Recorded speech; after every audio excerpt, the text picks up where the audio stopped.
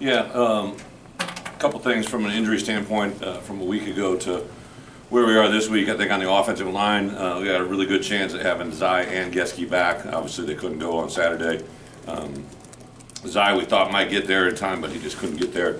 Geske's improved a lot in a short amount of time, and then got good news today. Dez Shuster has been cleared to be involved in practice with us starting tomorrow. So his first practice back with us, so that's some positives in that regard. Running back, obviously, Reggie, doesn't look good at this point for this week, but not ruling it out. But he might be a little bit of time to get better today. We obviously haven't hit the grass or taken the field till tomorrow, so really preparing for the idea that he may not be with us, which obviously thrust our two freshmen into a huge role moving forward. And then really from a defense side of the ball, Tariq Barnes was the guy that was a little bit literally hurt himself on the first play a week ago against a Purdue game. Played the game, but really had struggled a couple days after that, and thought he might be able to get in a position to be there on game day. Just wasn't. Eliminated him literally on game day that he couldn't go. So some positives in that regards. Obviously, still missing quite a few guys and having some guys not get cleared, but hopefully that'll continue to get better as the week goes along. Some things from the game. Obviously, you've already talked to Barry and Aaron. Enough negatives that created us to lose a game that I think things could have bounced our way a little bit. We'd like to have them come forward, but we didn't come out in a positive light. I thought we did make strides. We dramatically reduced the number of penalties. Really have made a conscientious effort to stop eliminating things that have caused us to have failure, and that was a big one. I think also defensively to have our guys go out there so many times in a row. I think it was 5 different series where they were given the ball, not just the series itself, but how they took over. One was after a fumbled kickoff, one was after a blocked punt, one was after a fumbled completion on third down. They just kept going out there, sawing wood, and taking care of business. So hopefully that's a sign of more things good to come in that regard. I know they've worked really hard to get to where they are. Offensively, I think the opening drive was what we kind of practiced all week, and then to have that fail with being just short of the goal line, taking over the ball on a 25-yard line, moving it all the way down to 6-inch line, just set us back. I think we had 6 3-and-outs, and it was hard to find some rhythm. Obviously, right before the half, we did get a little bit of a couple plays there to get on the board, and then just couldn't sustain it, especially with some turnovers that we gave. That the defense gave them an opportunity to capitalize on. We couldn't do it, so that was a tail in the game. I think where we're at right now, we just got to continue to try to find and discover and find new ways to move the ball, score points, and on defense, continue to build our depth, especially the guys getting a little. This is a big week for us, just because it's week 7 of our preparation, right? And to have 6 games behind us, it's important for our guys to stay fresh and be ready to play. We got this, and obviously the Wisconsin game before we get a bye week, so this is the longest stretch of the season for our guys physically. We got to be very cognizant of that. I literally go through and on Sundays kind of go back to my last 2 years here and look at this week in particular to see how we, not only what we do from a practice standpoint, but what we do from meetings, scheduling, things we may back off of, we might move forward with, and kind of playing that into this week's schedule as well. So we'll make some adjustments and tweaks to our schedule. I think our guys felt it yesterday. They'll feel it tomorrow when we come over and practice, and we'll go from there. With that, open up for questions. But on Saturday or Friday, you said offensive line depth was a concern going into training camp. When did that become a concern, and why? I don't know if it was going into training camp. I think when we became depleted, we lost Zai. For us, Dez Shuster was a guy that we were planning on, even though it wasn't. We've had guys of his caliber come in and play. I think those two things in particular, we were really short at tackle. We had obviously Julian coming back. We were going to move Zai out to tackle, which was an unproven commodity, and then he wasn't even in the lineup through all fall camp. If I said fall, I didn't mean, but I meant going into the season. Gotcha. I think last spring when we recruited, we had 2 guys that were committed to us that are plug-and-play guys that are now playing at other schools that were committed to us. We lost that through the beautiful world we're all experiencing right now in recruiting. One of the things I do monitor is guys that that we had in our program that weren't able to follow through. So that's a little bit of that. But I think we were looking for answers, and then when we didn't get those answers had to come from within. We just don't have enough depth. Realistically, could be in store for with Dez for a timeline, just given he's not practicing? Yeah, you know, Dez is a big dude, and because of what he's been suffering from, we haven't been able to do conditioning. So I think the big part of him is just going to be knowing the playbook, but also getting his body at a physical level to play. I don't think it would be this week. I don't know if it could be next week, but hopefully maybe on the back end of the bye week, you could probably hopefully look at something there. Coach, when you're struggling like you have this year, do you worry about guys pointing fingers, doing all that? Yeah, it's a great question. I literally had dinner last night. I brought my Illini council and captains in to our staff room. We always have dinner in the building on Sunday, so we basically meet, offense, defense, special teams, and then we usually take a dinner break and kind of take an hour to kind of just take a moment. We have football games go on, guys eat in the building. We want to eat together. We call it family dinner. After victory, we have a victory meal, but that's not near as nice when we don't win. It's a lesser meal, but the brotherhood is there. So I brought in our Illini council and our captains, so it's about 15 guys. We kind of shot the breeze for a little bit, then I kind of get into the meat and potatoes of anything from A to Z. I always say it's from the time you come in the parking lot till the time you leave, anything structurally, schematically, timing-wise that we can talk through. And there were some good suggestions, but one of the things that has been very strong in that conversation, but also several individual conversations, is, Coach, from where we were when you got here to where we are now, just like the amount of that goes on, I think, is at a minimum. I don't really see. There's guys that are frustrated. We're all frustrated. Sure. I thought Dylan Rosiak had a great quote about the pissed off feeling, right? Like that's him to a T, and that's a guy that is just continuing to build rapport in our building. I thought Casey had some really good comments after the game about focusing on the task at hand and focusing on himself. Isaiah Adams, I know, said some things in the locker room right after the game. Just the character we build upon is really, really strong. I'm not a overly share from the outside world, but I think the faith in our guys and in each other and our coaches is pretty strong, and I don't see that wavering.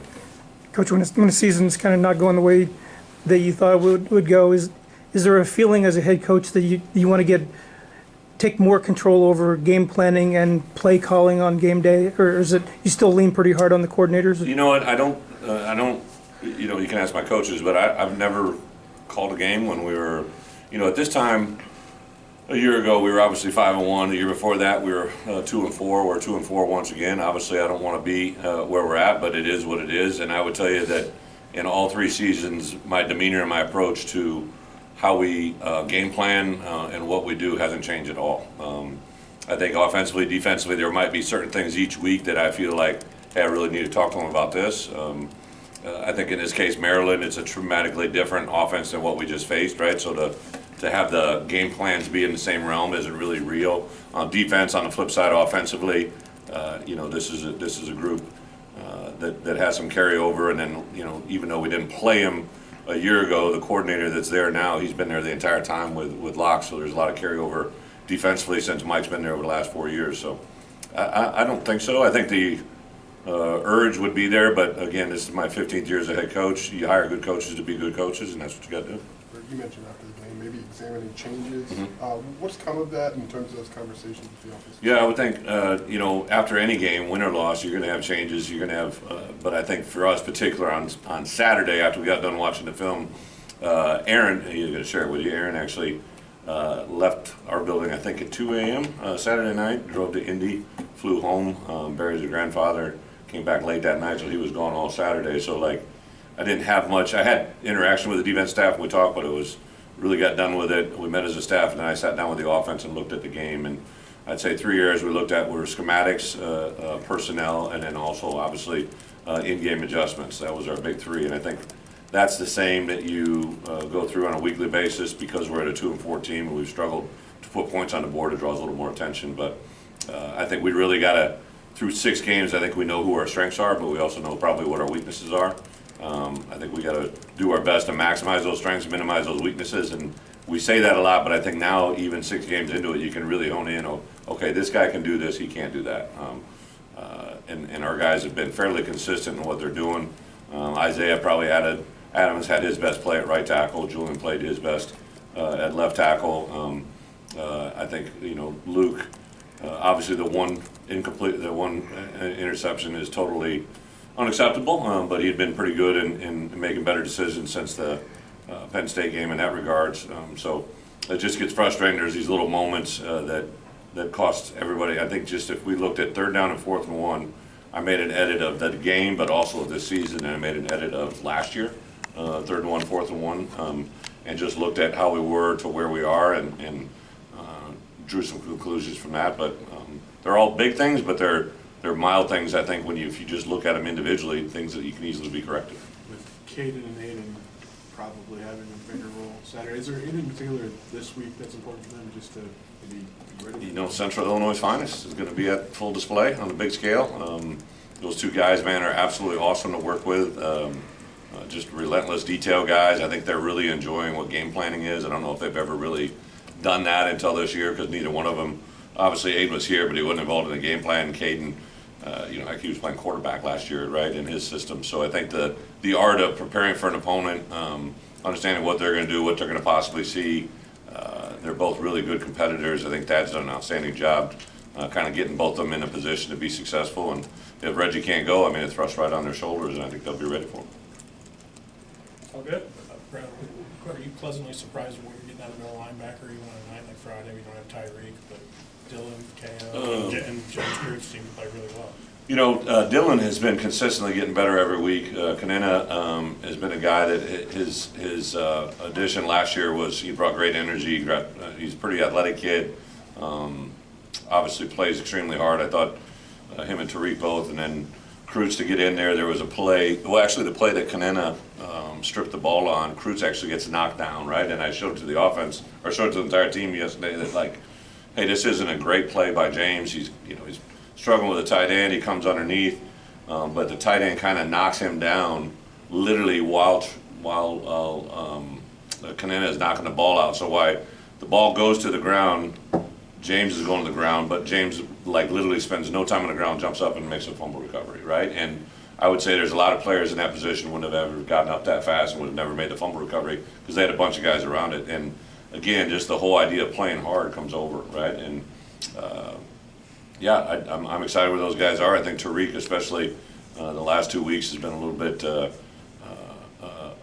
a coach mode too, right? Like I think he's doing a really good job teaching those guys. Tariq's played a lot of football for us, so when he wasn't in there, he's been awesome. He's been a great voice.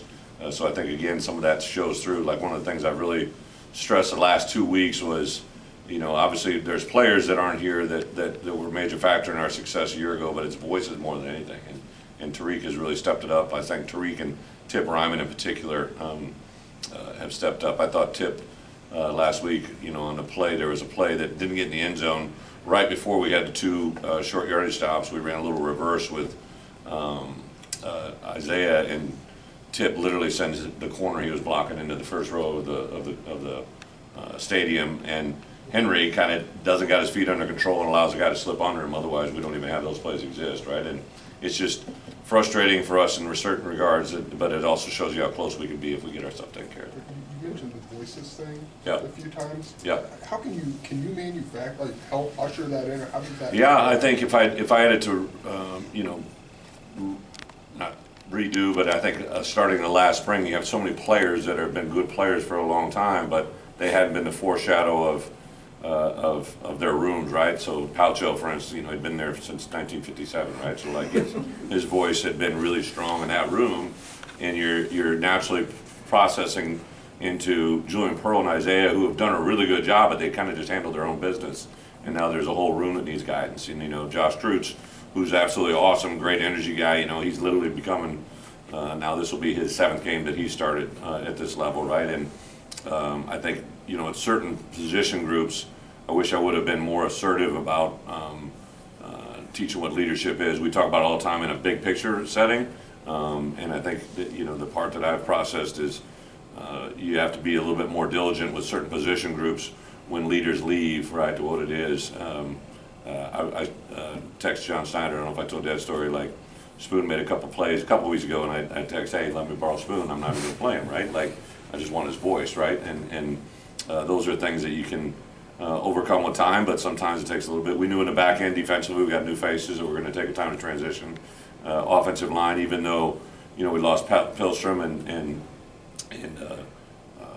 Palcho, moving Zai to a different tackle position, bringing another starter in, 2 guys into the interior, like it was going to be different, and probably that was the hardest thing that we probably had to replace more than anything. Brett, what went wrong on those One 2 more special after. teams errors, the The kickoff block punt. and then the block punt? Yeah, the block punt, we were running a rugby type situation, and for whatever reason, Hugh decided to kind of take off. Tip is blocking the guy who's supposed to block, and he's expecting the ball to be punted down his inside shoulder. So, really an issue that hadn't popped up. There was no reason to pop up, but obviously we got to make a better decision out of it.